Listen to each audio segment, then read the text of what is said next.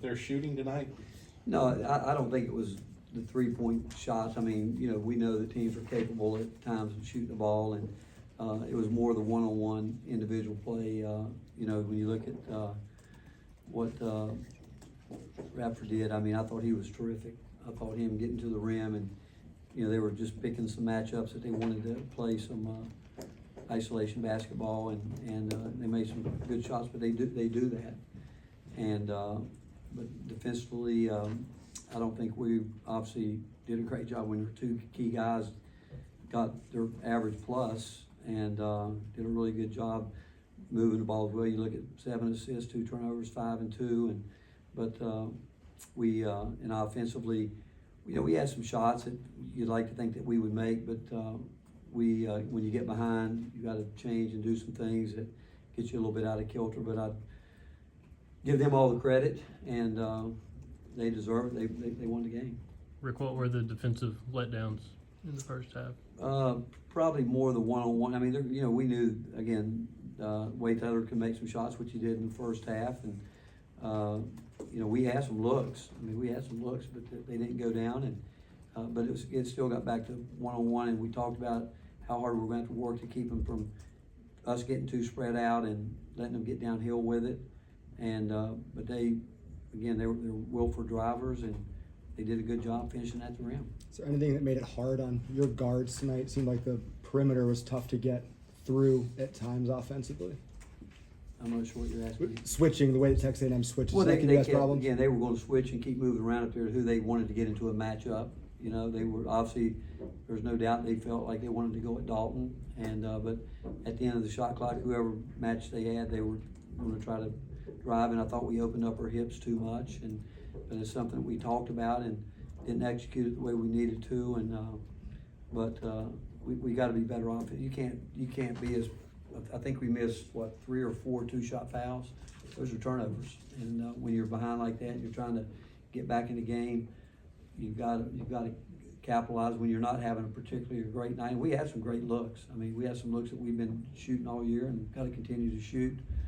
But you're not making them. I thought Jemai came in the second half and really brought some energy on the glass a little bit. But I think you got to give a lot of credit to Anderson Garcia too. I mean, you know, he's a great offensive rebounder. Again, 17 rebounds, and we didn't do a job there at all. I mean, he kept so many different things going for us. Rick, do you feel like the struggles tonight were similar to the struggles against South Carolina, considering the similarities in style of play? No, I don't know that. I'll know more after I've watched the tape a little bit. But again, we got to get more out of our front line. We got to do that, no doubt about it. But when you know, we got ourselves in a hole, and again, they had a lot to do with that. But we just never seemed like we were in sync and playing the way we want to play. And I mean, you look at the guys, and you guys have seen it. We've had games where, you know, Santi struggled 1 for 6. Zakai put too much on him. Again, he went the distance, and I kept asking him. I said, "You need me to give you a blow?" He said, "No, I'm not coming out." We need more guys like that, really. You know, that I mean, he just wants to win. Whatever it takes, he wants to do it. And but Dalton, you look at his numbers; they look good. But for a guy that can score like he can, you can't go.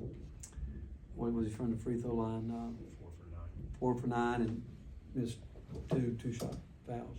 What's Jonas not giving you right now? What's he not doing? We need him to finish those shots. We got to have him in there finishing shots. We need him to do that. We need Tobey to do it. We got to get something from those guys. You surprised there aren't more guys with Zakai's mindset? Well, he's one of a kind. I'll tell you, I've done this a long time, and you haven't had a lot of guys like that. I mean, it's just in who he is. It's his DNA, and it's everything about him. And I've said from the beginning, the biggest thing he's done since he's been at Tennessee is his DNA. And he, from the first day he walked on campus, it affected everybody. How much do you think did Dalton's foul trouble in the second half impacted your team? I don't know how much it did, because you know what, he still was. They were going at him, and it'll be interesting to see when we break it down from our point of view. You know, we graded out how much he one-on-one that he gave up, and you've got to be able to guard your area. And but you just can't open up and let people get to the rim, and we did that way too much. Rick, with A&M has a pretty unique resume to this point. By your eyeball test, does that look like a tournament team? Well, no doubt, I think we got 10, right now, 10, 11 teams that, when it's all said and done, are NCAA teams. I think we got the best basketball league in the country. I don't think it's close. I don't care what anybody says. Right now, the SEC is the best basketball league in the country, and every league's tough. Every league is tough, but there's, like I said, there's a case for 9 or 10 teams right now, and there's a lot of basketball left to play, so it'll work out. It'll show itself in the end, but there's no doubt right now that that's where my thoughts are with this league. I think it's that good.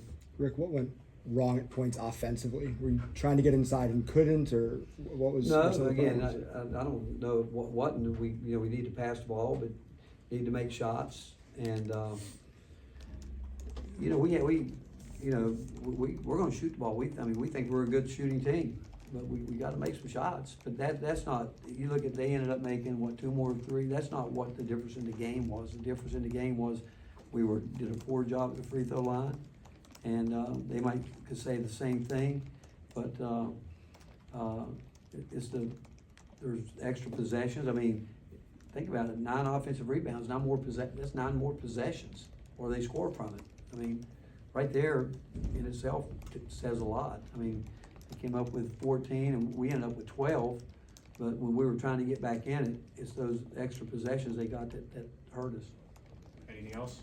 You've seen a lot of games in this gym. How did the atmosphere feel for a late conference battle between two teams?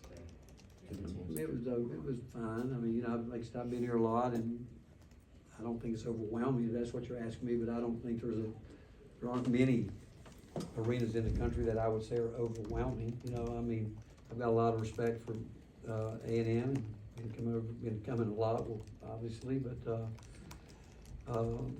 I think someone should teach them about overrated, because I think it takes away from their win, and they're a good basketball team. I mean, when you start chanting overrated, you're diminishing the fact that their team just played a heck of a basketball game and beat a good team. And if we're overrated, what does that say for their team? And but they've been doing that for,